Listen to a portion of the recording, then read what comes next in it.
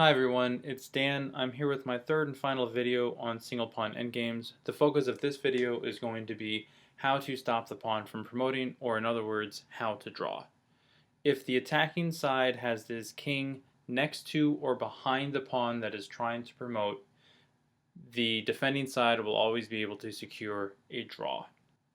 Now, the only position that is an exception to the rule of needing to get your king in front of the pawn in order to promote is a position where the king and the pawn are next to each other, but they are already on the 6th rank. In this position, the only way that white is going to be able to win is if it is black's turn.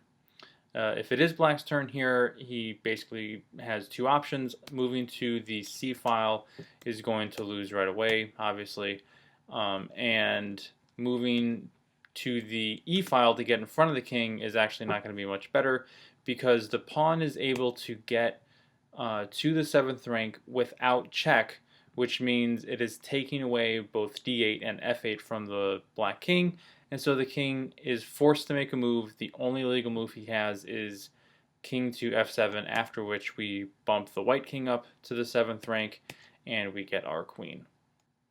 Again, though, this is only an exception if it is black's turn. If it's white's turn here, if white pushes the pawn forward to the 7th rank, this is happening with check, which means black has an opportunity to get directly in front of the pawn, and from here it does not matter what white does. If white moves the king over to stay close to the pawn to protect it, then this is obviously stalemate. And obviously, if we back up here, if the king moves somewhere else, like just say to c6, well, there goes the pawn, and this is obviously going to be a draw. So again, this position right here is going to be a win for white if it is black's turn. If the pawn is able to get to the 7th rank without making check, without giving check to the black king, then it is going to be a win for white. If the pawn gets to the 7th rank with check, then that gives black the opportunity to get directly in front of the pawn, and then no matter what white does, it's going to be a draw, either via stalemate or the loss of mating material.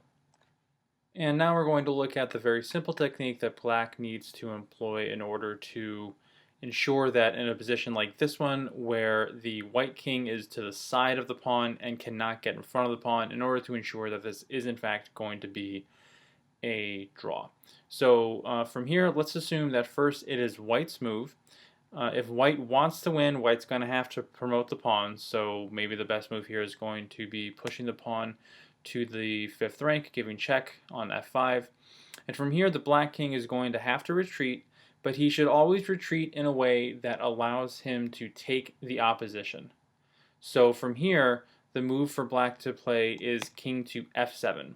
Because now if the white king moves forward to g5, king g7, and you'll notice that here black has taken the opposition. I talked about opposition a lot in the last video about how to promote the pawn, and in the first video just covering some basics of king and pawn endgames. Opposition is very important. Black needs to always maneuver in such a way as to be able to take the opposition. From here, let's say white again pushes the pawn, while black is again going to fall back to f8 to be in a position to meet king to g6 with king to g8, taking the opposition. And from here, it's actually a position that we just looked at, where if the pawn pushes forward, it is getting to the 7th rank with check, which means the king is able to get in front of the pawn, and this is going to be a draw. Now we're going to look at this position where it is black's turn to move. In order to ensure that this is a draw, black needs to follow one simple rule. That rule is maneuver in such a way as to always be able to take the opposition. The move here for black is going to be king to f6. If instead of king to f6, black falls back to the 7th rank, for example, king to g7, what this does is this gives white the opportunity to take the opposition with king to g5. After something like king to f7, trying to stay in front of the pawn, after king f5, this position is actually going to be a win for white no matter what black does. If you would like to know the technique for how to win this position right here as white, please look at the video that I made previously on how to promote a pawn in a single pawn endgame. But that is what will happen if the black king in this position falls back to the 7th rank. So King f6 ensures the draw. If white is going to win, white has to push the pawn forward, and so we'll have pawn f5. And from here, black again needs to maneuver in order to be able to take the opposition. So black here needs to play king to f7, so that after king g5, we can have king g7.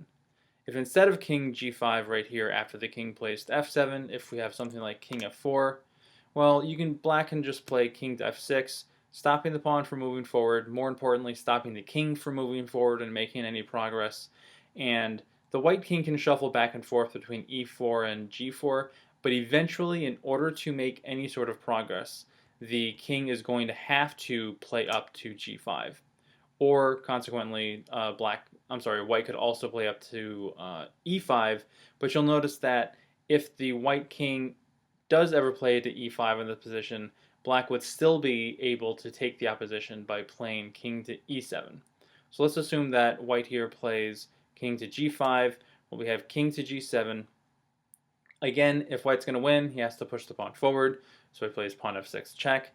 The king has to fall back to f8 so that in order to take the opposition, if white plays to g6, you can just have king to g8.